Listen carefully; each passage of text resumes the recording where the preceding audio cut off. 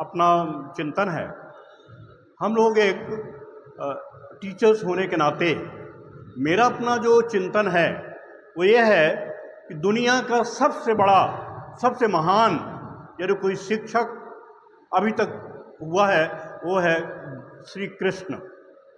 और इसलिए है कि ऐसी विषम परिस्थिति जिसमें दो तरह की सेनाएं आपस में लड़ मरने काटने के लिए तैयार, और इस बीच में उनका शिष्य कह देता है जो उस पूरे उसका एक सेनापति है जिसको के केंद्र में रखकर पूरी लड़ाई होनी है, सबसे बड़ा योद्धा है, उस वह योद्धा ही कांपने लग जाए और उसके अंदर अनेक प्रकार की शंकाएं कुशंकाएं पैदा हो जाए और उन शंकाओं कुशंकाओं का निवारण इतनी अच्छे तरीके से कृष्ण ने किया है, हम लोग तो झल्ला जाते हैं।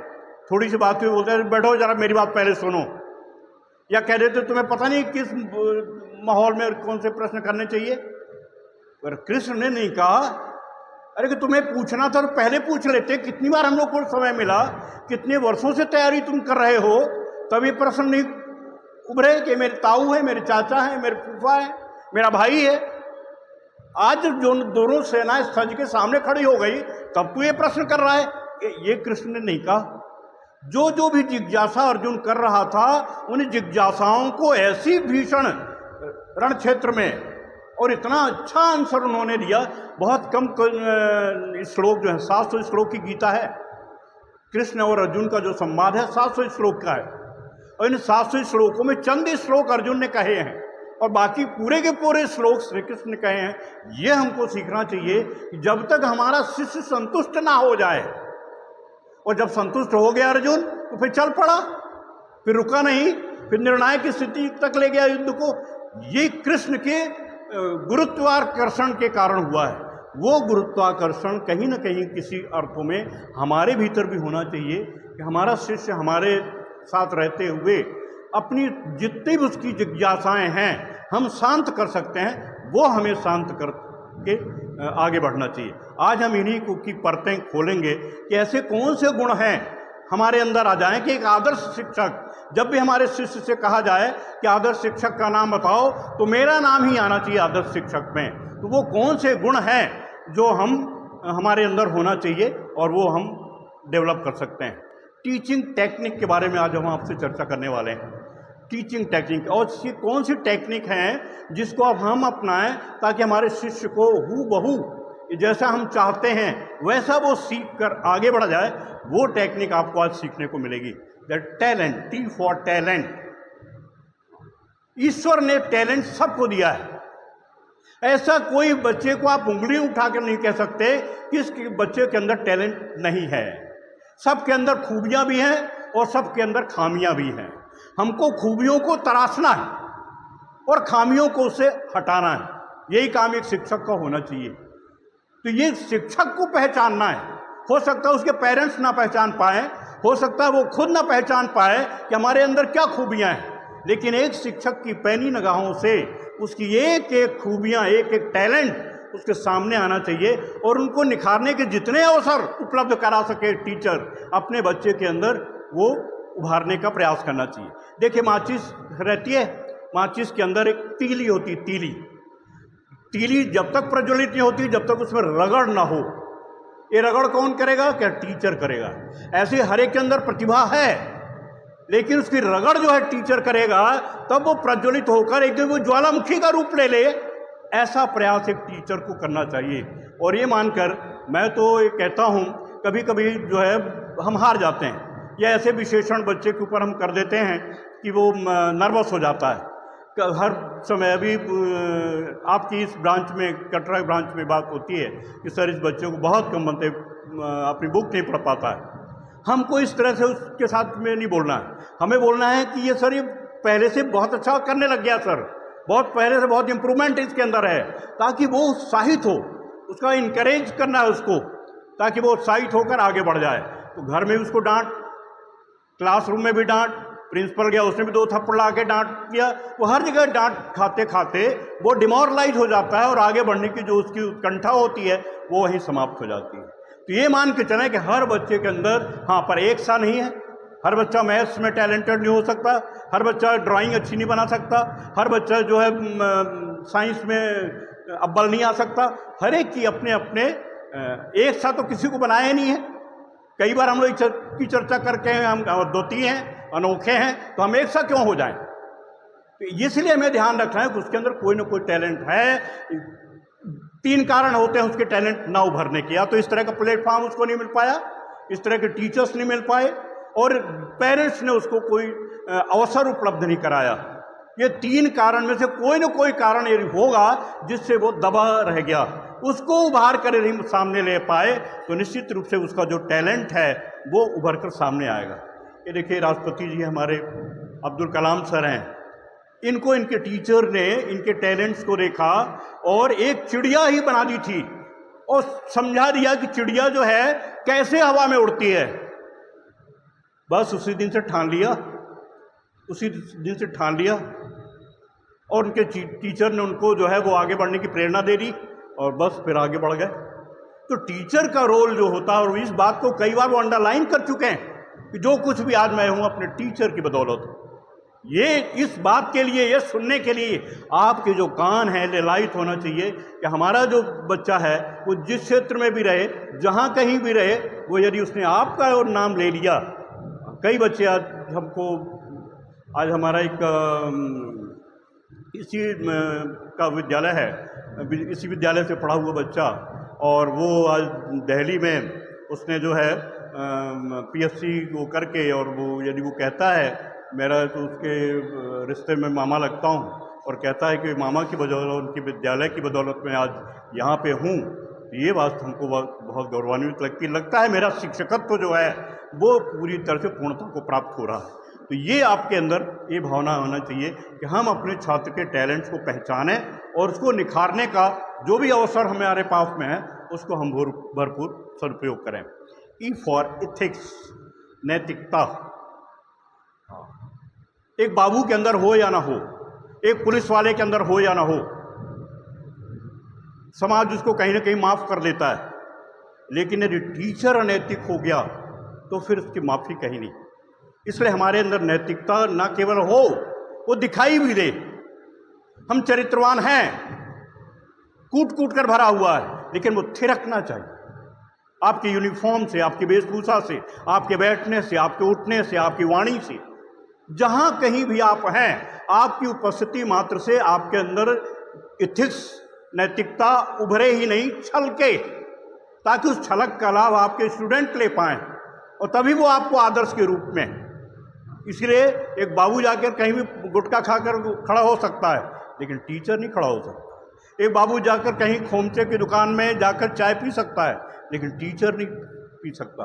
एक बाबू जाकर, या पुलिस वाला व्यक्ति, या दूसरा किसी पद में रहते हुए व्यक्ति जाकर वो मुझे तो लगता है कि जब से मैं टीचर बना हूं, मैं थिएटर नहीं गया कभी, थिएटर कभी नहीं गया। हम लोग के टाइम पे, अभी तो बंद हो गया, वो प्रोसेस ही बंद हो गया, नहीं तो इसका बड़ा क्रेज हुआ करता था कि शोले फिल्म कितनी बार देखी, तो बोले मैं 20 बार देख, 20 एक फिल्म को 20 बार देखने का रिकॉर्ड हम लोग के टाइम पे लोग बताते हैं कि 20 बार शोले फिल्म देखी हमने, एक एक डायलॉग लोगों को याद हो गया। लेकिन हम लोग जब से टीचर बन गया, मैं कभी हमें थिएटर गया नहीं। क्यों? कारण कोई बता सकता है क्यों नहीं गया? हाँ वो मैम, गुड, वेरी गुड, जोरदार तालियां मैम के लिए। कहीं कोई हमारे स्टूडेंट देख ना ले, या उसके पेरेंट्स हमको पहचान लेंगे वो न देख लें, इस वजह से ये त्याग की जो बात है, ये एक टीचर के अंदर होना चाहिए और वो थिरकना चाहिए।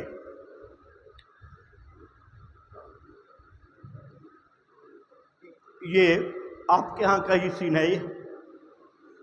किसी क्लास में बच्चे बैठे हैं, उसमें हमारे पास चेयर्स, हाँ इस हॉल की जिसकी मैं बात कर रहा हूँ, उस हॉल की बात है, और ये बच्चों को यही इथिक्स, यही नैतिकता, और आज हमारे चारों, ये हमको बहुत ही अच्छा लगता है कि यहाँ के स्टूडेंट्स के डिसिप्लिन की चर्चा, यहाँ के चरित्रवान बच्चों की चर्चा आज गूंजने लग गई है आपके यहाँ के स्कूल के बच्चों की। ये सुनकर मुझे बहुत अच्छा लगता है। कई पेरेंट्स बोलते हैं सर मैं आपकी असेंबली जब सुबह होती है ना, मुझे पता ही नहीं था कि यहाँ की आवाज़ बाहर गूंजती है। मोहल्ले के लोग सुनते हैं। मैं सोचता हूँ इस परिसर में ही थी। उस दिन मुझे पता चला कि जब मेरे एक पेरेंट्स ने बताया कि सर जब आपकी असेंबली होती है तो मैं छत में चला जाता हूँ सर, और मैं भी नेशनल एंथम गाता हूँ, और आपकी बात जो आप बच्चों को कहते हैं, रोज सिखाते हैं, वो मैं सर बहुत ध्यान से सुनता हूँ। उस दिन मुझे बहुत अच्छा लगा कि मैं सही दिशा में आगे बढ़ रहा हूँ। तो एक टीचर के अंदर ना केवल नैतिकता हो, बल्कि वो नैतिकता से सराबोर हो, ताकि उसकी झलक बच्चों पे जाए और वो एक अच्छे नागरिक बन पाए। Next, attitude. ये मेरा बहुत ही प्रिय शब्द है। ये प्रिय शब्द है एटीट्यूड। और ये हमारी आदतों, जो हम बच्चों से अब बार बार कहते हैं, आज आप मेरे लिए बच्चे की जैसे हैं, कि हमारे एटीट्यूड जब बार बार हमारी आदत रिपीट होती है, कोई क्रिया को हम बार बार करते हैं तो हमारी आदत बन जाती है, और जब आदत को बार बार रिपीट किया जाता है तो एटीट्यूड बन जाता है। आदत को बदल सकते हैं, एटीट्यूड को नहीं बदल सकते, क्योंकि एटीट्यूड कंक्रीट हो जाती है, फिर उसको बदला नहीं जा सकता। इसलिए हमारी आदत एटीट्यूड का हिस्सा बन जाए, इसलिए हमको टीचर को हमेशा अलर्ट मोड में रहना चाहिए। 24 आवर्स, सोए भी तो उसका एक अलग सोने का अपना वो, सोने के समय भी, खाना खाए तो उसका अलग वो हो, जहाँ कहीं भी रहे वो अपने एटीट्यूड से अलग दिखाई दे कि हाँ एक आदर्श शिक्षक के रूप में हम बच्चों के बीच में रहें। एटीट्यूड के लिए मैं हमेशा कहा करता हूँ कि यदि हमें सक्सेस पानी है तो हमको अपने एटीट्यूड पर काम करना होगा। 100% सक्सेस चाहिए तो 100% एटीट्यूड पर हमको काम करना होगा, तभी हमको 100% सक्सेस मिलेगी। और इसका एक वर्ड, मैं तो शब्दों का पुजारी होने के नाते मैं कई वर्षों से, जब से मैं टीचिंग प्रोफेशन में हूँ तब से मैं शब्दों के ऊपर काम कर रहा हूँ। और एटीट्यूड पर हमने जो काम किया उसमें हमने देखा कि एटीट्यूड के लिए आप इसको A for 1 इस तरह से, इसको यदि आप पूरे को टोटल कर दें तो इसके मार्क्स आते हैं 100, और इसका मतलब ये है। और दूसरा है डिसिप्लिन। तो टीचर के अंदर डिसिप्लिन होगा तभी वो अपने बच्चों को डिसिप्लिन में रख पाएगा, क्योंकि यदि हम बच्चों से जो चाहते हैं और हम कहेंगे गुटखा खाना ठीक बात नहीं है, लेकिन एक टीचर रोज गुटखा फंसा के आएगा और पिच यहाँ वहाँ थूकता रहेगा और बच्चों को उपदेश देता रहेगा, मैं खाता हूँ तो कोई बात नहीं, पर तुम्हें नहीं खाना है, ये गंदी बात है, तो मैं समझता हूँ कि वो बच्चे को ठीक तरीके से नहीं सिखा पाएगा। लेकिन यदि खुद नहीं खा पा रहा है और खुद दूसरों को भी ये सिखा रहा है तो वो ज़्यादा इफेक्टिव हो पाएगा। हम अपने एटीट्यूड में परिवर्तन जरूर लाएं कि हम समय पे स्कूल आएँ, समय पे, तभी हम अपने बच्चों को कह पाएंगे कि समय पे स्कूल आना है। रेगुलरिटी रखें तभी हम बच्चों को कह पाएंगे कि रेगुलर रहना है। जो कुछ भी हम बच्चों से अपेक्षा करते हैं अपने, वो हमें करके, क्योंकि आज का जो बच्चा है वो प्रवचन सुन के नहीं सीखना चाहता, नहीं सीखता है। वो प्रवचन कितना भी सुना दो उसको नहीं लगता कि वो सीख पाएगा। लेकिन जो आप कहना चाह रहे हैं यदि वो आपके व्यक्तित्व में थिरकता है, छलकता है, तो फिर वो बच्चा सीखते हुए आगे बढ़ जाता है। इसलिए हम जो भी चाहते हैं वो हमारे अंदर भी होना चाहिए। मैं आपको एक एग्जाम्पल हम बच्चों को हमेशा कोट करते रहते हैं कि हमारे एक इंसान होने के नाते हमारे ऊपर तो इफेक्ट पड़ता ही है, पेड़ पौधों पर भी समझाइश का, गुड विशेष का, वेल विशेष का बहुत इफेक्ट पड़ता है। ये तो एक किसी वैज्ञानिक का एग्जाम्पल है कि उन्होंने 2 गमले अपने आंगन में रखे, दोनों में एक तरह का पौधा रखा, वनस्पति शास्त्र के प्रोफेसर थे वो, और उन्होंने प्रयोग के तौर पर दोनों को बराबर खाद पानी देते रहे, दोनों को बराबर धूप मिलती रही। बस उनका एक ही बात थी कि एक गमले के पास जाकर रोज उसको कोसते थे, इसमें कोई फूल फल नहीं लगेंगे, ये खिलेगा नहीं, ये अच्छी से इसकी ग्रोथ नहीं होगी। और दूसरे गमले के पास रोज आकर उसको अच्छी अच्छी बातें कहते कि बहुत अच्छा ग्रोथ करेगा, बहुत अच्छा फूल खिलेंगे, बहुत अच्छा फल खिलेगा। तो परिणाम ये हुआ कि जिसको वेल विशेष देते रहे, गुड विशेष देते रहे, वो बहुत ही अच्छा परिणाम दिया, और जिसको कोसते रहे वो मुरझा गया वो पौधा। मैं आपको अपने यहाँ का एग्जाम्पल देता हूँ। मैं जहाँ रहता हूँ उसके सामने 2 पौधे लगे हुए हैं वाटर पाम के। एक पौधा करीब 25 साल पुराना होगा, हो सकता है इससे भी ज़्यादा हो। बहुत दिनों तक मैं उस पौधे को पहचानता ही नहीं था कि काहे का है, लेकिन पौधों से प्रेम होने के कारण उसको हमने काटा छांटा नहीं। जब इधर में शिफ्ट होने को आया, ये बनने लगा, तो कभी किसी ने कहा था कि एक किसी जो बहुत अच्छा बागवानी का काम देखते थे, मैं उनको बताया कि कमरा मेरा बन रहा है आश्रम में, तो बताइए उसको चल के आप सजा दिए, बोले मुझे ले जाने की जरूरत नहीं, आप तो 2 ठो वाटर पॉम लगा दो, आप वहाँ 2 पौधे एकदम बढ़िया खिल जाएंगे। एक को लगा ही था, मैं पहचान गया था उसको, धीरे धीरे वो डेवलप हो गया, 10 साल बाद का बड़ा हो गया। तो दूसरी में उसकी जोड़ी लेने गया, तब तक वो काफ़ी बड़ा हो गया था। तो उसने कहा कि आप छोटा पौधा ले जाइए, नहीं तो आंधी आएगी तो टूट जाएगा, गिर जाएगा। छोटा पौधा दिया और बोले इसको आप पालिए पोसिए, ग्रोथ कर जाएगा। मैंने वही प्रोसेस अपनाया जो उस वैज्ञानिक ने किया था। जो भी आता था मैं कहता था कि देखिए इसको हमने 15 साल बाद लगाया है, 15 साल पुराना, देखिए कुछ दिन में इसका बराबरी कर लेगा, इसकी कुछ दिनों में बराबर हो जाएगा।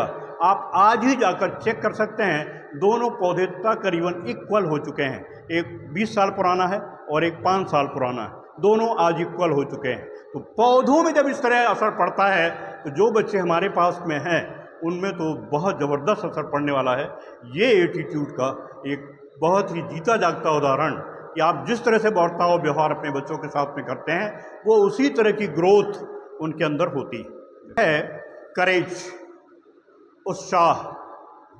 हाँ, टीचर यदि बीमार टाइप का बैठा रहेगा तो उसके लड़कों में उत्साह कभी वो दे ही नहीं सकता है, ना पढ़ने में ना कुछ करने में। इसलिए टीचर को हमेशा उत्साहित होना चाहिए। उत्साहम परम बलम, वाल्मीकि जी ने कहा, जिस विद्यालय में आप पढ़ते हैं उसी के महापुरुष ने कहा है कि उत्साहम परम बलम, उत्साह से बड़ा कोई बल नहीं। और ये तब टीचर दे पाएगा जब खुद उत्साहित होकर क्लासरूम में एंटर करेगा, स्माइलिंग फेस में। गुस्से में आप एंटर करेंगे तो बच्चे घबरा जाएंगे, डर जाएंगे। डर में पढ़ाई नहीं होती, डर में सुधार होता है। कभी कभी कुछ बच्चे, 2-3 तरह के बच्चे होते हैं, एक को समझाइश में दे दो आप, एकदम ठीक हो जाएगा। एक को समझाइश का कोई असर नहीं पड़ता, हो सकता है उसकी जिस माहौल में परवरिश हुई हो उस माहौल में समझाइश का कोई रोल उसके जीवन में ना रहा हो, उसको थोड़ा डराना पड़ता है, धमकाना पड़ता है। तो हम अधिकांश प्रयास ये करें कि हम बच्चों को प्यार से, स्नेहपूर्वक, तो जब भी हम क्लास में एंटर करेंगे तो उत्साहित होकर, बीमार की स्थिति में नहीं, घर के तमाम झमेले लेकर स्कूल में ना आए, घर के झमेले लेकर क्लासरूम में ना जाएं। जब भी हम क्लासरूम में एंटर करें तो बच्चों को लगे कि हाँ कुछ आज हम सीखेंगे, अपने मैम से, अपने सर से कुछ सीखेंगे। तो घर झमेले हर एक के घर में होते हैं, कुछ ना कुछ परेशानियां हर एक के जीवन में होती है। कोई भी इंसान जो आज जन्म लिया है वो कोई भी एक व्यक्ति नहीं कह सकता है कि हमारे जीवन में कोई समस्या नहीं है। समस्या विहीन कोई व्यक्ति नहीं है, हर व्यक्ति के अंदर कोई ना कोई समस्या है। कोई समस्याओं का रोना रोते हुए अपने स्टूडेंट तक आ जाता है, घर की समस्या वो स्टूडेंट से शेयर करने लगते हैं, और कोई है समस्याओं को दबाए रखते हैं और अपने स्टूडेंट को कहीं से भी एहसास नहीं होने देते कि मैं समस्या से ग्रस्त हूँ या समस्या से ग्रसित हूँ मैं। इसलिए जब भी बच्चों से मिलें, एक उत्साहपूर्वक जब हम टीचिंग कराएंगे तो उत्साहपूर्वक उसको एक्सेप्ट करेंगे, वो लर्निंग कर पाएंगे। तो दोनों का जो आदान प्रदान हो उत्साहपूर्वक हो, ये हमेशा एक टीचर की एक बहुत ही अच्छी खासियत होना चाहिए। Empowering the youth. हाँ, ये बच्चों क्या होता है, साइकिलिंग, ये देखिए साइकिलिंग एक बार वो जब चला लेता है दूसरी बार भूलता नहीं, 5 साल बाद भी वो उसको ले लो साइकिल, वो चला लेगा। लेकिन किताब को एक बार आपने टेबल याद करा दिया, फिर शाम को पूछे भूल जाता है, फिर बार बार। पर जब रुचिपूर्वक उसकी रुचि यदि क्रिएट कर दें तो फिर उस चीज़ को भूलता नहीं। क्यों? कि सीखने की उसकी रुचि साइकिल चलाने में तो है, पढ़ने में नहीं है। साइकिल सीखने की रुचि है, खुद बार बार आपसे प्रेस कर रहा है अपने पेरेंट्स से कि हमको साइकिल ला दो, हमको साइकिल ला दो। लेकिन किताब लाने के लिए इतना वो प्रेशर नहीं डालता है कि किताब ला दो। है कुछ बच्चे रहते हैं, कुछ बच्चे हैं उनमें अपवाद हैं कि वो बार बार पेरेंट्स को टोकते रहने, हमारी किताब पहले लाओ, पहले हमारी किताब लाओ। ये कुछ पेरेंट्स कहते हैं, नहीं तो ड्रेस की बात करेगा कि ड्रेस हमारी पहले लाओ, साइकिल की बात करेगा, बल्ले की बात करेगा, जमाने की बात करेगा, किताब भर की बात नहीं करता वो। क्यों? उसका उसमें इंटरेस्ट नहीं है। इंटरेस्ट क्रिएट करें। इंटरेस्ट क्रिएट कैसे होगा? जैसे देखिए बांसुरी बजाने वाला है, जो बेचता है बांसुरी, डलिए में लेके मान लीजिए कोई बांसुरी बेचने आया आपके मोहल्ले में, क्या करता है? वो धुन बजाता है, कभी राम बन के कभी, इस तरह की जब वो धुन बजाता है तो बच्चे फिर निकलते हैं गली से, मम्मी मुझे बांसुरी ले दो, मम्मी मुझे बांसुरी चाहिए। यदि वो धुन ना बचाए और ऐसे ही चलता रहे, मतलब उसके अंदर एक गायक जो है वो उथल पुथल कर रहा है, और वो गायक जो है वो भी गायक बनना चाहता है, इस तरह की धुन निकालना चाहता है, इसलिए बांसुरी की डिमांड करता है। लेकिन यदि वो धुन ना निकाले तो उसके अंदर का जो गायक है बच्चे के अंदर वो भी उभरेगा नहीं। तो ये एक टीचर को करना है कि उत्साहित करते रहो बच्चों को, जिस तरह से उसको साइकिल चलाने में, बाकी एक्टिविटीज़ में उसका उत्साह है, वो उत्साह पढ़ने में भी यदि आप क्रिएट कर पाए तो निश्चित रूप से आप, और ये वही कर पाएगा जो उत्साहित शिक्षक होगा। बोले सर टीचर कहाँ बेईमानी कर सकता है, किससे घूस मांग सकता है? तो सिर्फ पैसे का लेन देन ही बेईमानी नहीं है। टीचर कहाँ बेईमानी कर सकता, बता सकेगा कोई? हाँ बोलो मैम। बिल्कुल, गुड। मैडम के लिए ताली बनती है ना। हम बेईमानी वहाँ करते हैं कि हम पूरे अपने क्लास का जो हमारा टाइम है, अपने पीरियड का जो टाइम है, मान लीजिए 45 मिनट्स का है, तो 45 मिनट्स में 30 मिनट्स हमने गपशप में बिता दिए, फिर 30 मिनट्स हमने गपशप में फालतू की बातों में, जिसका उसके कैरियर से या उसके शिक्षण से कोई लेना देना नहीं है, उन सब बातों में हमने व्यतीत करके और फिर अपना वो ओवर कर दिया। एक बेईमानी है ना। और वो बेईमानी उस बच्चे के साथ भर नहीं है, पूरे इंस्टीट्यूट के साथ में है, पूरे पेरेंट्स के साथ में है, बच्चों के साथ में है, और सबसे बड़ी खुद के साथ में कि हमारा ऐसे बिहेवियर बन जाएगा और फिर वो एटीट्यूड का हिस्सा हो जाएगा। फिर हमको उस तरह की गपशप हमको अच्छी लगने लगेगी, और बच्चे तो चाहते ही हैं, बच्चे तो चाहते ही हैं, वो मैम उनको बहुत अच्छी लगती हैं जो खूब गपशप मारें, चुटकुलेबाजी करें और क्लास से बाहर हो जाएं। वो मैम सबको पसंद है, अधिकांश बच्चों को पसंद है, लेकिन वो उनकी आदर्श टीचर नहीं हो सकती। वो उन बच्चों के यदि आदर्श शिक्षक के रूप में किसी का नाम जब लेने की बात होगी तो उस शिक्षक का नाम कोई नहीं लिखेगा। जब वो बच्चा बड़ा हो जाएगा, कहीं इस्टेब्लिश हो जाएगा, उस टीचर के लिए उसी तरह के विशेषण करेगा। वो मैम आती थी और अच्छा मनोरंजन कराती थी, पर उनसे पढ़ाई भर की बातें मत करो भैया, पढ़ाई भर नहीं कराती, बाकी वो सब। इस तरह के विशेषण एक शिक्षक के साथ यदि जुड़ जाए। हाँ, मेरे यहाँ एक ITA में एक शिक्षक थी, बहुत स्ट्रिक्ट थी, और टाइम की इतनी पंक्चुअल कि घड़ी मिला लो, मेरी उनसे होड़ रहती थी, मेरी बेटी जैसे थी वो। मैं पूछता था कभी उनकी क्लास में जाऊं मैं तो एकदम बच्चे ट्रेनिंग करते। अच्छा वहाँ से कोई स्टूडेंट आई हैं क्या ITI से? ये जो अच्छा तो मैं पूछा करूं कि तुम्हारे बच्चे तुमको बहुत वो करते होंगे, अप्रिशिएट करते होंगे। मैं जब भी जाता हूं तो वो क्लास में एकदम अलर्ट मोड में रहते हैं। अरे बोले नहीं सर, बोलते हैं बहुत खड़ूस टीचर, बहुत खड़ूस टीचर। अभी कह रहे हैं, लेकिन जब उनका कैरियर कहीं बिल्टअप हो जाएगा, कहीं वो इस्टेब्लिश हो जाएंगे, तब फिर वो उनको याद करते हैं। मैं भी याद करता हूँ अपने मैथ्स टीचर को, बहुत याद करता हूँ, जिनके हाथ में कभी कोई बुक हमने देखी नहीं। जब कभी हम लोग के टाइम पे 11th बोर्ड हुआ करता था, 11th बोर्ड में बता दिया करते थे कि 3 साल बाद ये रिपीट होता है एक, और एग्जैक्टली वो 3 साल बाद रिपीट होता था। और बोल देते हम लोग के टाइम पे ट्रिग्नोमेट्री चलती है, SL लोनी की चलती थी, फॉरनर वो ऑथर थे, उनकी बुक चलती थी हमारे टाइम पे, मैथ्स की, ट्रिग्नोमेट्री की, तो उससे वो पढ़ाते थे, लेकिन कभी किताब उनके हाथ में नहीं देखी, इतने स्ट्रिक्ट। लेकिन आज जब भी याद होता है तो सबसे पहले उसमें वही याद आते हैं कि उनका बनाया हुआ कैरियर है, आज मैं जो कुछ भी हूँ उनकी बदौलत। तो ये बच्चे याद करते हैं, पर जब वो वक्त आता है, जब खिल जाते हैं, तब फिर आपकी याद करते हैं। इसलिए honesty is the best policy. जब भी कभी ये क्रिएटिविटी आपसे क्यों कराएगी कि जब बच्चों का मूड देख लें आप कि अब ये इनको क्लासरूम की थ्योरी, इनको जो है लेक्चर इनको पसंद नहीं आ पा रहा है, लेक्चर से इनका मन, कुछ एक्टिविटीज़ करा दें, कुछ दूसरे तरह सीखने की करा दें, उससे बच्चों का फिर मन लगने लगेगा। तो ये ऑनेस्टी हमारे टीचर्स में होना चाहिए, ताकि अपना समय का सदुपयोग हो पाए, बच्चों का हो पाए, वो तो इंस्टीट्यूट का भी हो जाएगा। और एक अच्छे नागरिक, क्योंकि आपके अंदर, लोग कहते हैं ना, एक इंजीनियर बेईमान हो गया तो 2-4 पुल निपटेंगे, 200-400 लोग निपटेंगे। एक डॉक्टर बेईमान हो गया तो 100-200 मरेंगे गलत दवाई की वजह से या उसकी लापरवाही की वजह से।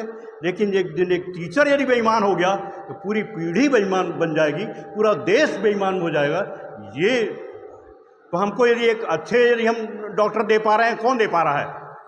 टीचर दे पा रहा है। इस देश की जब भी कभी कोई इकोनॉमी की और उसकी बात होती है तो सबसे पहले कि इस देश में टीचर किस तरह के हैं, ये उसका पैमाना है। यदि टीचर ईमानदार हैं तो ईमानदार पीढ़ी भी बहुत चलती जाएगी। इंटेलिजेंस हम लोग जो भी यहाँ पर लेक्चर देते हैं या कोई भी हम अपना क्लासरूम स्टडी कराते हैं, उसमें निश्चित रूप से हम उनको नॉलेजफुल बनाने के लिए करते हैं। पर कभी कभी उन बच्चों को जो हमारी समाज से संबंधित, एक टीचर को सिर्फ सिलेबस मतलब वही लकीर का फ़कीर नहीं होना है, उससे हटकर भी कभी पर्यावरण है तो एनवायरनमेंट के संबंध में कि देश में क्या, विश्व में क्या होने जा रहा है, वो भी हो सकता है आपके उस सिलेबस से कहीं थोड़ा सा मिसमैच हो रहा हो, लेकिन उन समस्याओं के प्रति भी उनकी एक जागरूकता, उनका इन्वॉल्वमेंट हो जाए तो उनका जो आईक्यू है वो सोचने की एक स्थिति उनकी बनने लगेगी, वो भी कुछ समाज के बारे में कुछ सोचना शुरू कर देंगे। इस तरह के कभी कभी हम लोगों को करना चाहिए। मैं तो स्कूल से भी कहूँगा कि कभी जैसे मान लीजिए ट्रैफिक के उसमें है तो कभी उनको सिरमौर चौराहे पर ले जाकर आप ट्रैफिक के वो समझा सकते हैं कि क्या है ट्रैफिक की अभी वर्तमान में पोजीशन, आज से 20 साल बाद क्या स्थिति यहाँ होगी। तो मैं समझता हूँ जब उस जगह पे स्पॉट पे ले आके समझाएंगे वो और ज़्यादा उनको क्लियर हो पाएगा।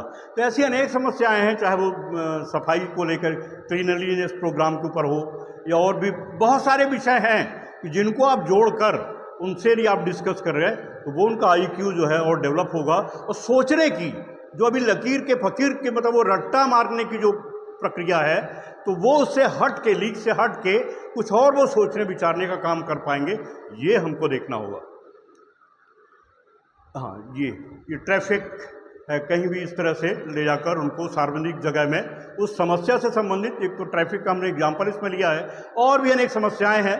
मोहल्ले में भी आप कभी कर सकते हैं अपने प्रिंसिपल से चर्चा करके, और इस तरह की समस्याओं से उनको रूबरू कराकर उनसे भी कई प्रश्न उनसे आप पूछिए, ना ले जा पाएँ तो वहाँ क्लासरूम में भी बैठकर कोई भी एक समस्या क्रिएट कर दीजिए वहाँ पर उनके मन में या दिमाग पे, या कोई एक प्रश्न चिन्ह खड़ा कर दीजिए और उस प्रश्न चिन्ह से अकॉर्डिंग लोगों से आप आंसर बुलवा लीजिए बच्चों से। तो उनको IQ उनका डेवलप करने में, उनका इंटेलिजेंस पावर डेवलप करने में ये बहुत ही, और 5W1H IQ डेवलप करने में मैं आपको एक फार्मूला दे रहा हूँ कि आप अपना भी, खुद का भी और बच्चों का भी यदि अपना इंटेलिजेंस पावर डेवलप करना चाहते हो, 5W1H कोई बता सकता है क्या है ये? कोई बता सकेगा? आप जो प्रश्न करते हैं, जितने प्रश्न भी आप बच्चों से करते हैं, ये 5W1H के तहत, what, when, where and how, है ना, विच, जो ये प्रश्न है, तो एक समस्या को आपने सामने रखा और उससे संबंधित सारे क्वेश्चन करके, किसी से व्हाट का, किसी से वाई का, किसी को हु का, किसी को वेन का, किसी को जो भी, और किसी का हाउ, इस तरह से प्रश्न चारों तरफ से मंगवा लें उत्तर उसके किसी प्रश्न के। देखिए आपका भी इंटेलिजेंस पावर बढ़ेगा और बच्चों का भी इंटेलिजेंस पावर बढ़ेगा। नोबल माइंडेड, एक टीचर को नोबल माइंडेड होना चाहिए। नोबल माइंडेड, हम लोग जब भी किसी टीचर्स डे हम लोग किसके नाम पे मनाते हैं? टीचर्स डे किसके नाम पे मनाते हैं हम लोग? हाँ, राधा किशन जी के नाम पे, है ना, डॉक्टर राधा किशन जी के नाम पे मनाते हैं। इनको नोबल माइंडेड कहा जाता था। इनका जो दिमाग चलता था वो एकदम त्वरित गति, जिसको आप कह रहे हैं, प्रत्युत्पन्न मति कहते हैं उसको हिंदी में, है ना। इंग्लिश में क्या बोलते हैं आप लोग उसको? प्रेजेंस ऑफ माइंड ना, ये बोलते हैं ये। तो वो उनसे किसी ने प्रश्न पूछ लिया, ये बच्चे अपने स्पीच में हमको बताए, उन्हीं से मैं सीखा हूँ ये प्रश्न।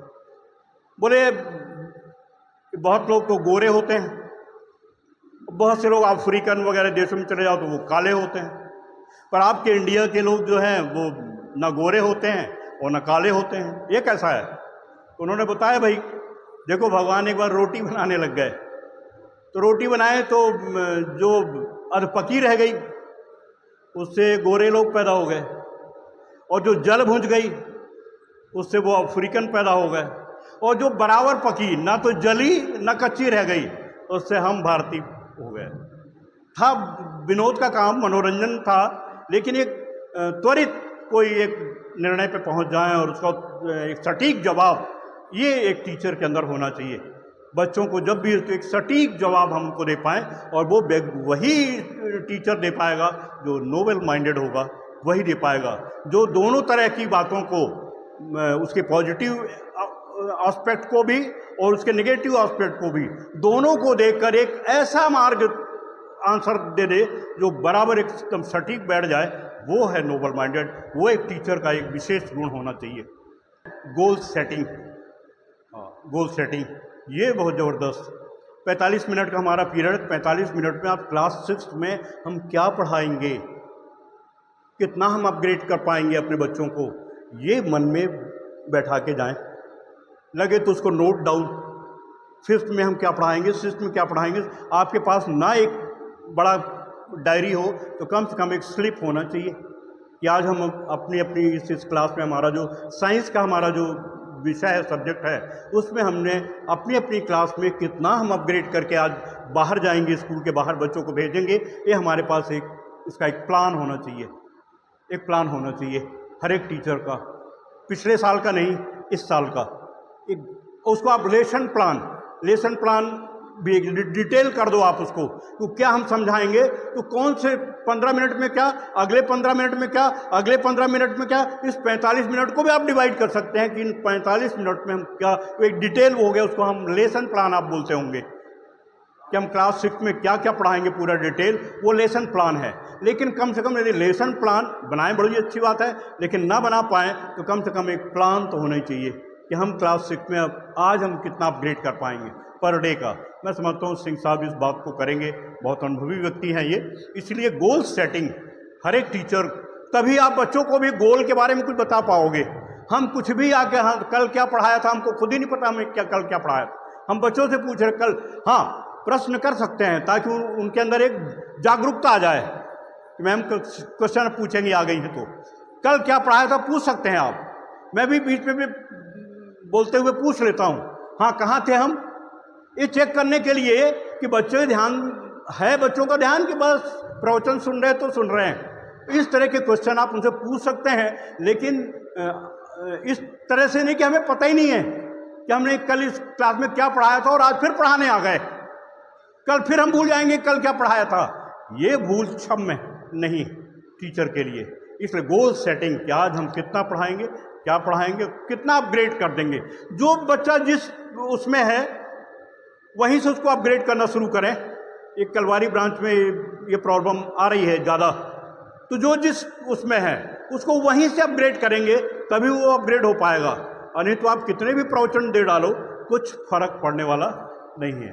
तो हर एक बच्चे के लिए, और एक क्लास टीचर को तो हर एक बच्चे का अपना उसका एक गोल होना चाहिए, किस बच्चे को कितना, इस बच्चे को कितना, क्योंकि एक बच्चा ही आगे, इसका सबसे बढ़िया और है कि जो कमज़ोर बच्चा है उसके बाजू में किसी अच्छे बच्चे को, अक्सर होता क्या है कि अच्छे अच्छे बच्चे जो है आगे इसकी सीट में बैठ जाते हैं और जो थोड़ा सा कमज़ोर हैं वो अपने आप पीछे चले जाते हैं, और किसके बाजू में बैठता है वो एक और कमज़ोर बच्चे के बीच में बैठ जाता है। उनका डेवलपमेंट हमेशा रुका रहता है।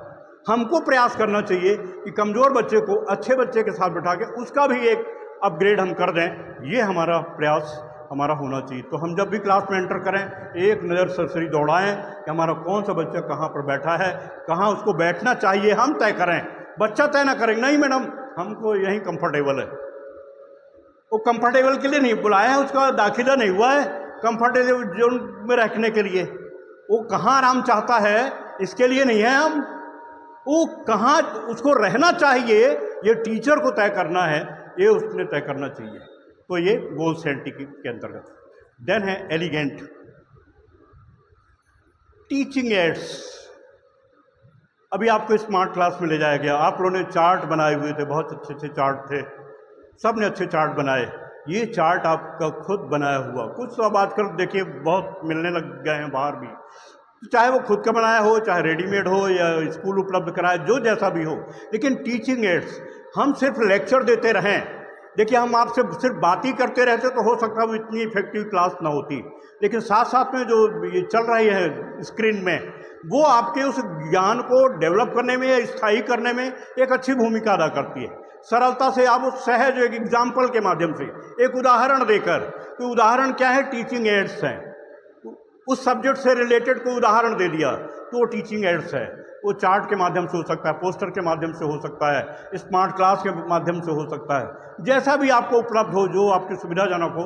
लेकिन यदि कुछ भी उपलब्ध नहीं है तो हम उनका रोना ना रोते हुए, बल्कि हम जो कुछ हम खुद भी कर सकते हैं वो हम चार्ट बनाकर, तो चार्ट के बारे में त्रिपाठी जी ने बताई था कि चार्ट जो है विजिबल हो, कि हम वहाँ से देख सकें, पढ़ सकें, इतनी ज़्यादा सामग्री उसमें ना रहें, ताकि हम जिस बात को वहाँ पर हम रखने जा रहे हैं वो की पॉइंट उसमें हो, ताकि उससे रिलेटेड सारी बातें हम उसको बता सकें और कर सकें। बहुत ज़्यादा चीज़ें बहुत टीचर्स ने लाए थे, लेकिन वो क्या है, विजुअल नहीं था, पढ़ने योग्य नहीं था, आप भी उसको पूरा पढ़ नहीं पा रहे थे, तो उसका फिर उसमें समावेश करने का कोई औचित्य नहीं है। की पॉइंट्स उसमें होने चाहिए, ताकि हम उसके अकॉर्डिंग फिर हम अपने लेक्चर के माध्यम से उसको डिफाइन कर पाएँ एक एक करके और समझा पाएँ। तो ये हमारा एक टीचिंग एड्स जो है, ये पढ़ाने के उसमें बहुत उपयोगी होता है। एलिगेंट, ये सौम्यता टीचर के अंदर, हाँ, कहते हैं ना कि जो हम रहते हैं वो हमारे माथे में लिख जाता है, हमारे फेस में लिख जाता है। आप लोग पहचान जाते हैं ना कि बदमाश लड़का है, मतलब क्लास में आपने एंटर किया, अभी किसी का इंट्रोडक्शन नहीं हुआ, उसके बिहेवियर से आप वाकिफ़ नहीं हुए, लेकिन आप सूची बनाने को कह रहे हैं, किस बच्चों से बिना बात किए हुए आप एक सूची बना रहे हैं, कौन इसमें बदमाश है, कौन इसमें सातिर बदमाश है और कौन इसमें अच्छा लड़का है।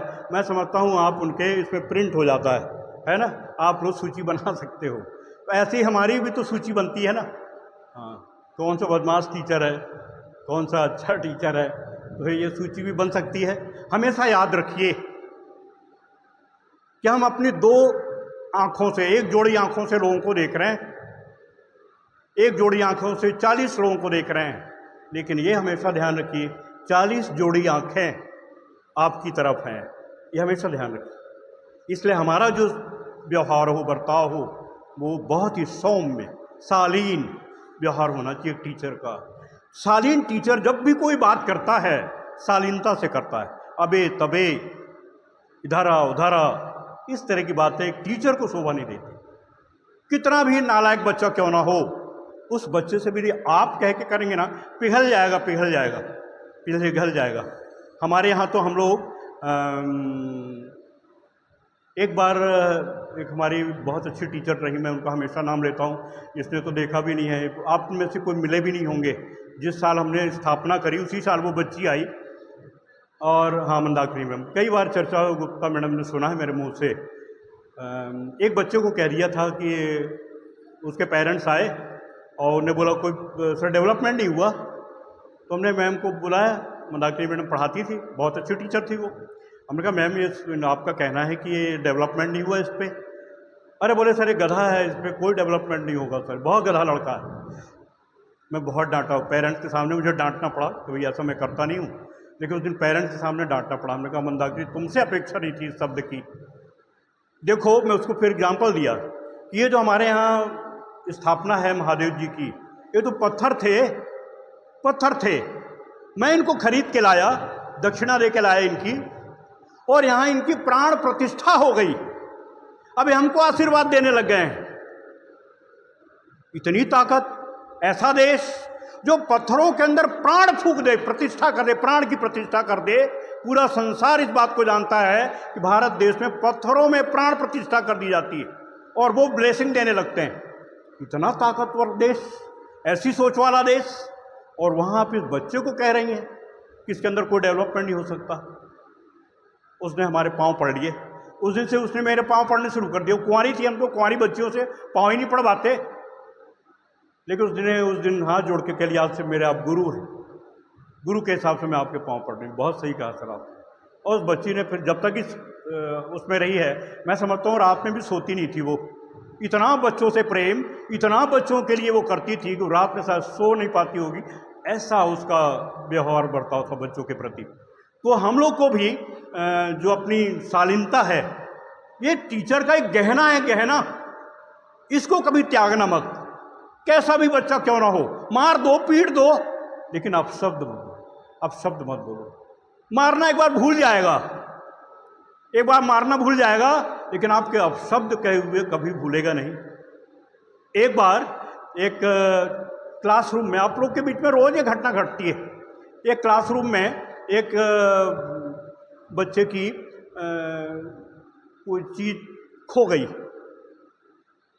उसने अपने टीचर को रिपोर्ट की कि सर वो हमारी फलानी चीज खो गई है। घड़ी थी शायद, कलाई घड़ी। उन्होंने कहा सब आंख बंद करो। सबकी जेब तलाशी ली, सबकी जेब तलाशी ली, एक बच्चे को उसमें मिल गई। उन्होंने चुपचाप उस बच्चे को वापस कर दी, उसका नाम डिक्लेयर नहीं किया। बात आई गई हो गई, लेकिन जिस बच्चे ने चोरी करी थी वो घटना उसके दिल में इतना गहरे बैठ गई, उसने संकल्प ले लिया कि जीवन में मैं भी टीचर बनूंगा। फिर वो टीचर बन गया, और टीचर बनने के बाद अपने उसी क्लास टीचर के पास गया कि सर आपने मेरा जीवन बदल दिया है। बोले कैसे? बोले सर उस दिन जो है आपने मेरा नाम डिक्लेयर नहीं किया था, वो एक घड़ी चोरी हो गई थी। हाँ, बोले याद आया। तो आपने मेरा नाम डिक्लेयर ना करके मुझे एक टीचर बना दिया। तो बोले मुझे भी थोड़ी पता था, क्योंकि मैंने भी अपनी आंख बंद करके ही लोगों की जेब की तलाशी ली थी। ऐसा टीचर कि वो खुद भी नहीं देखना चाहता था कि हमारा कौन बच्चा चोर है। इस घटना ने उसके दिमाग को हिला दिया बिल्कुल। इस तरह की एक शालीनता एक टीचर का गहना है, इसको कभी त्यागना मत, छोड़ना ना, अपने दूर मत करना। देन चार्ट एंड पोस्टर जो आप लोगों ने अभी बनाया था, इसीलिए मैंने कहा था अगली बार कटरा के ब्रांच के लोगों का भी नंबर लगेगा। आप लोग से इसलिए मैं एक टेस्ट लेना भी चाहता हूँ कि आप लोग आज्ञाकारी हैं कि नहीं। आप होमवर्क तभी करा सकते हैं जब आप होमवर्क करने की आपके अंदर स्टेमिना है। मैं जाते जाते कह गया था ज्योति से कि अपने सभी टीचर्स को बोल देना कि वो एक बड़ा सा फुल साइज ड्राइंग शीट में वो चार्ट बनाकर लाएंगे, और उसका 3 मिनट का उनका प्रेजेंटेशन भी रहेगा। मुझे नहीं पता था कि आप लोग इस तरह से आज्ञाकारी, एक आज्ञाकारी टीचर ही एक आज्ञाकारी स्टूडेंट बना सकता है। आपने उसको तुरंत किया, आपने नहीं सोचा कि मैं अभी क्यों टीचर बनाऊं। कविता मैम ने बोल कि मैं इस उम्र में अब पोस्टर बनाने की मेरी उम्र है, कह सकती थी, लेकिन उन्होंने सबसे सुंदर, बहुत सुंदर चार्ट बना के लाई वो। ये एक लर्निंग, एक सीखने की बात है। एक वही आज्ञाकारी टीचर अपने आज्ञाकारी से पैदा कर सकता है जो खुद आज्ञाकारी होगा। ये होना चाहिए इनमें नॉवेलिटी। नॉवेलिटी, हर दिन कुछ नई चीज, नयापन। हर व्यक्ति नयापन चाहता है ना, हर व्यक्ति। कभी कभी हमारे वो अखिल बोल रहे थे कि सब जब बर्थडे आता है और आप क्या बोलने वाले हैं, बच्चों को पता होता है कि हम मारसी परिवार के लोग आज इनके कुछ नया, कुछ नया, हमारा एक ठप्पा न लग जाए, है ना। हर एक टीचर के साथ हो जाता है ना, बच्चे मतलब शैली। फिर अब आप कैसे शुरुआत करेंगी क्लास में, रूम में आके वो बच्चे आपस में चर्चा करने लगते हैं कि अब ज्योति मैम आके ऐसा बोलेंगी, फिर वो ज्योति मैम फिर वो ऐसा चिल्लाएंगी, होमवर्क नहीं किया ना, आज ज्योति मैम आएंगी तो ऐसा करेंगी। वो आपस में ज्योति मैम के आने के पहले खूब डिस्कस हुआ रहता, रिसर्च चलती रहती है उनकी पैरेलल। एक टीचर की रहती है, स्टूडेंट की पैरेलल रिसर्च होती है। तो हमारा एक वो ना बन जाए खाका, है ना। तो एक नया कोई प्रोसेस, नवीनता बच्चों के अंदर आ जाए कि जब हम जाएं क्लास में एक नयापन आ जाए, नई चीज़ उनको कुछ मिले। इस तरह का एक प्रयास हमको करना चाहिए। Then interesting and effective, interesting and effective. Class को रुचिकर बना दो। एक से स्मूथली चलता रहता है तो बच्चे फिर पीछे सोने लग जाते हैं, आराम उनको मिलता है। उथल पुथल रहे क्लास में, उथल पुथल रहे, हर एक बच्चे की तरफ निगाह रहे। नहीं तो हम कुछ अच्छे बच्चे रहते हैं, उन्हीं को टारगेट करके और क्लास हमारी चलती रहती है। पीछे वाला सो गया, पता ही नहीं चला हमें, ना हमको पता चला ना उसको पता चला, क्लास का एंड हो गई। तो हर बच्चे से हमारा आई टू आई कांटेक्ट रहे ताकि वो उथल पुथल रहे, सरसता बनी रहे, बीच बीच में क्वेश्चन हो जाएं ताकि अलर्टनेस आ जाए। ये हमारे अंदर होना चाहिए, है ना। तो इंटरेस्टिंग एंड इफेक्टिव दोनों होना चाहिए, और इंटरेस्टिंग हो जाएगी तो इफेक्टिव अपने आप हो जाएगी। क्लास को हाँ, हमने बताया मैथ्स मुझे बहुत अच्छी लगती थी due to ND Tiwari sir. Physics हमको बहुत अच्छी लगती थी ड्यू टू शुक्ला सर। वो पढ़ाते ही इस तरीके से। केमिस्ट्री हमको बहुत कठिन लगती थी, क्यों केमिस्ट्री वाले हमारे जो टीचर होते थे वो आते थे तो फिर वो ताजमहल, कुतुब मीनार, और फिर वो हमको भ्रमण कराने लगते थे। थोड़े से फिर आके केमिस्ट्री की बोल रखी बुक, एक हाथ में बुक, एक हाथ में चौक। तो कभी हमको केमिस्ट्री पढ़ लेनी पड़ी, अच्छी नहीं लगी मुझे। ये किसके कारण हो पाया? Due to teacher. टीचर के कारण ही वो सब्जेक्ट जिसको हार्ड मानते हैं लोग वो इजी बनने लगता है, और जिसको सरल मानते हैं वो कठिन लगने लगती है, ड्यू टू टीचर। तो आप अपनी चीज़ों को कठिन से सरल की ओर ले जाएं और उसको इंटरेस्टिंग बना दें ताकि वो इफेक्टिव हो जाए। Question and answering both side. जैसी क्लास में आप एंटर करें, कुछ क्वेश्चन जो सब्जेक्ट आप पढ़ाना चाह रहे हैं उस क्वेश्चन के अकॉर्डिंग, उस सब टॉपिक के अकॉर्डिंग कुछ क्वेश्चन रेज करें बच्चों से, अलग अलग जगह के बच्चों से। आप बताइए, आप बताइए, आप बताइए, आप। उससे होगा क्या? क्या होगा कविता? यस, सारे बच्चे जिज्ञासु बन जाएंगे, हमसे भी पूछ दे तो वो अलर्ट हो जाएंगे। और दूसरा, बच्चों का लेवल पता हो जाएगा आपको, किस विषय में, इस टॉपिक पर बच्चों का क्या लेवल है। उस लेवल से शुरू कर दो, उस लेवल से पढ़ाना है हमें अपने लेवल। अभी पहले दिन त्रिपाठी जी आए, इन्होंने जब पढ़ाई करवाई तो बच्चों को अच्छे से समझ में नहीं आया, शोर मच गया। वो गाना चला था ना, चोर मच गया शोर। मैं जानता था त्रिपाठी जी विद्वान व्यक्ति हैं, मैंने त्रिपाठी से बात की है कि अपना लेवल थोड़ा लो करो। ये लो लेवल के बच्चे हैं, अभी बहुत दूर गांव खेड़े से आए हैं। इन्होंने हमारी बात को समझा, अपने आप को अपग्रेड किया, उन बच्चों के ग्रेड पे ले गए अपने आप को, और वहीं से पढ़ाना शुरू किया। आज वो बच्चे प्रशंसा करते हैं, त्रिपाठी जी बहुत अच्छा पढ़ाते हैं, त्रिपाठी जी बहुत अच्छा पढ़ाते हैं। हमको बच्चों के लेवल पे ले जाकर फिर पढ़ाई यदि आप करा दें तो उनके समझ में बहुत अच्छी है। Question and answer both side. तो एक बार शुरू में क्वेश्चन हो गए, लोगों से कर लिया, लेवल पता हो गया, फिर हमने उस लेवल पे रह के पढ़ाई करा दी। अंत में फिर एक बार जब कंक्लूज करें आप, कंक्लूज करने के बाद फिर एक बार क्वेश्चन रेस करें 2-4 बच्चों से अलग अलग, ताकि अब उनका लेवल कहाँ पहुँचा वो आपको पता हो जाए। जब आपने क्लास में एंटर किया तब का लेवल, और जब आप क्लास से बाहर जा रहे हो उस लेवल में कोई फर्क हुआ कि नहीं हुआ, और नहीं हुआ तो ये आपका फेल्यूर है। यानी बच्चों के लेवल में कोई फर्क नहीं पड़ा तो बच्चों का फेल्यूर नहीं है ज्योति, ये हमारा फेल्यूर है कि हम बच्चों को अपग्रेड नहीं करा पाए। नहीं तो अपग्रेडेशन तो होना ही होना है। हमारे अंदर क्या खामी है उसको खोज लो, सर्च कर लो, क्यों ये अपग्रेड नहीं कर पा रहे हैं, निश्चित रूप से हो जाएगा। देन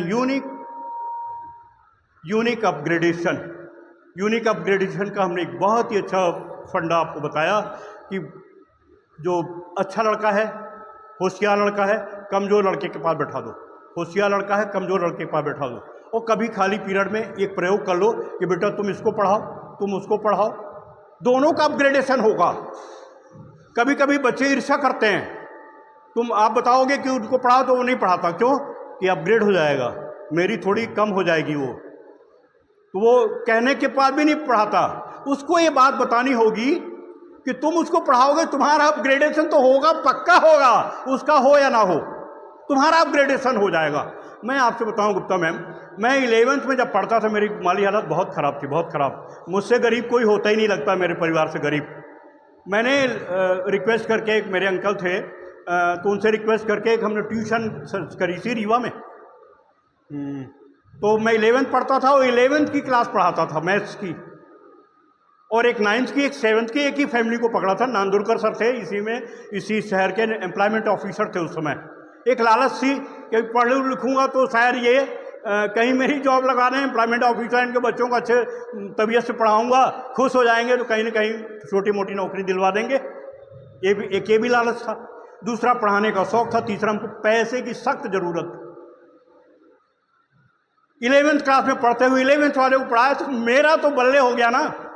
मेरा अपग्रेडेशन उन बच्चों का तो हुए जो हुआ, मेरा अपग्रेड हो गया। जिस चीज को मैं पढ़ा देता था आज तक नहीं भूला हूं, आज तक।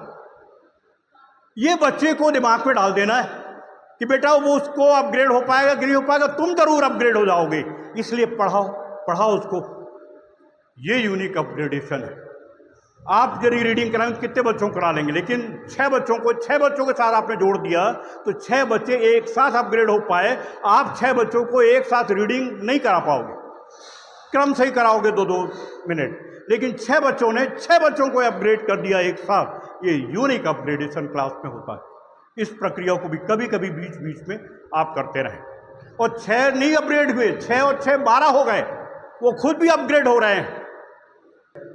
इवैल्यूएशन ये करते रहे।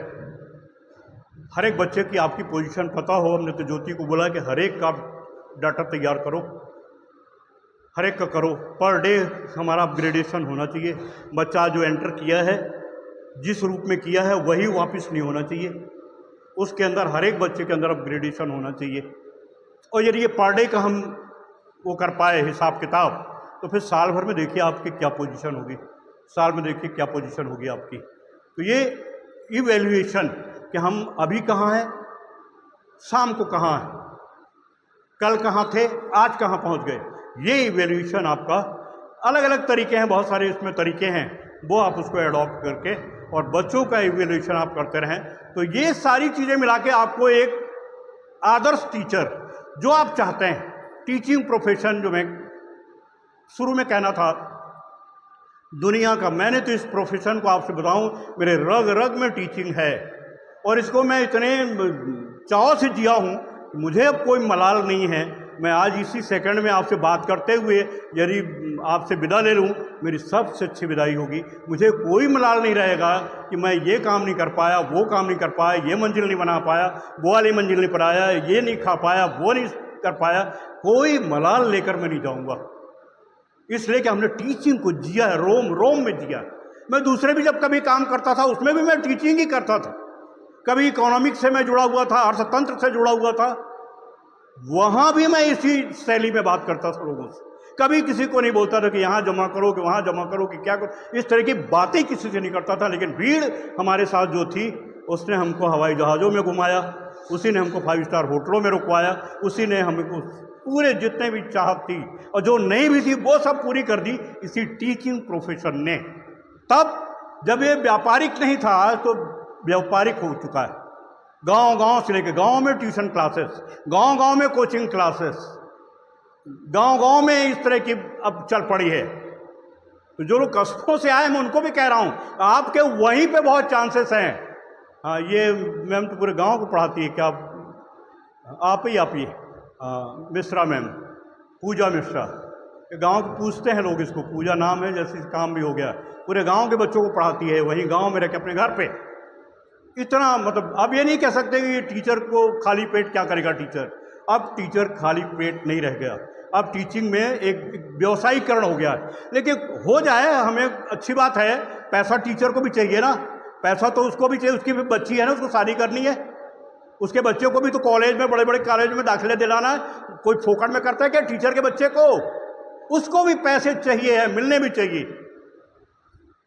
इसमें कोई बुराई नहीं है। लेकिन अपनी टीचिंग प्रोफेशन को, जिसके लिए वो एक आदर्श गुरु ब्रह्मा जिसकी बात की है, उसको भी यदि जी सके आप, उसके साथ में पैसे बनाने के साथ साथ में उसको भी जी सके, तो फिर सोने में सुहागे की बात होगी। इसलिए मैं टीचिंग टेक्निक इस विषय पर आप सबसे एक, इसके भी चित्र नहीं आ रहे, अच्छा, अंत में एक बात कहूँगा कि लोगों को कमांड, आप देखते हो कि एक संत महात्मा आते हैं शहर में, हजारों लोग आते हैं सुनने के लिए, पिन ड्रॉप साइलेंट रहता है, अलग अलग विचारधारा, अलग अलग उसके लोग, फिर भी पिन ड्रॉप साइलेंट बैठे रहते हैं। लेकिन मैं कभी कभी किसी क्लास में तो इतना हौच पौच क्लास के अंदर, बोले सर बड़े बदमाश लड़के हैं सर इस क्लास के। अरे तो उस ग्राउंड में बदमाश नहीं थे क्या? छांट छांट के लोग ले गए थे क्या शहर के? जहां पिन ड्रॉप साइलेंट था, एक महात्मा बैठा हुआ है, पूरे शहर को उसने एक स्तब्ध करके रखा हुआ है। कौन सी बात थी वो ढूंढो आप। ये बच्चे शांत कैसे हों, ये बच्चे हमारी बात सुने क्यों, ये सर्च करो आप। ये जिस दिन कर पाए तो फिर आप ये कहने का मौका नहीं देंगे कि सर ये बहुत बदमाश लड़के हैं, इस क्लास के बच्चे बहुत नालायक बच्चे, ये कहना फिर आप बंद कर दोगे आप। ये आप खुद सर्च करो इन बदमाश बच्चों को किस तरह से हम विशेष धारा में ले आएँ और कैसे इनको समझाइश दें। ये एक रिसर्च आप पैरेलल आपको करके जाना है, तभी आप एक टीचिंग प्रोफेशन को बहुत ही आनंदपूर्वक, और मैं तो कहता हूँ कि इस जो शरीर मिला है इसको आनंदपूर्वक जीने का सबसे अच्छा कोई तरीका है वो टीचिंग प्रोफेशन है। टीचिंग प्रोफेशन बच्चों के बीच में रह के हम सारा दुख एक बार भूल जाते हैं। एक बच्ची आती छोटी छोटी, खूब रोते होते उसको चुप कराते कराते कराते मैं एक दिन उमा मैडम को देखा तो वो बहुत चुप हो रही थी, चुप ही नहीं हो पा रही थी, आंसू पे आंसू बहती जा रही, आंसू पोछे उसके। फिर वो टिफ़िन नहीं कर रही थी तो फिर इसने उसको रोल किया पराठे को, और रोल करके बोले अब ये बहुत अच्छा लगेगा, है ना। तो मैं बोल रहा हूँ उमा तो कैसे सीख गई ये सब? अरे बोले सर मेरे बच्चे भी, मुझे नहीं पता, क्योंकि हम लोगों ने कभी अपने बच्चों को भी ऐसा रोल करके कुछ खिलाए पिलाए नहीं। रोने लगे तो एक थप्पड़ और मारा, बोले चलो मम्मी के पास भागो, चलो, है ना। हर एक जेंट्स की बात होती है, लेकिन उमा ने उसको रोल करके खिलाया और वो पूरा खाली फिनिश कर दिया। ये यदि आप लोग के अंदर है तो ये जो हम जी रहे हैं कि एक बच्चे को अपने को छोड़ के आए घर पे, दूसरा बच्चा हमको मिल गया, बच्चे के बिना हम है ही नहीं। ये जो जीवन है अद्भुत है, अद्वितीय है। इस जीवन को आप लोग बहुत ही अच्छा शानदार तरीके